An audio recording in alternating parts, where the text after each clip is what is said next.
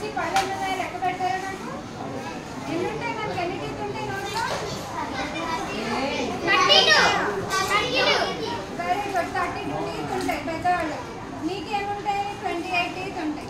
ఎవరు వస్తారు టీత్ నా దగ్గరికి? ఎన్ని టీత్ ఉన్నాయి కావచ్చు? 3 4 5 6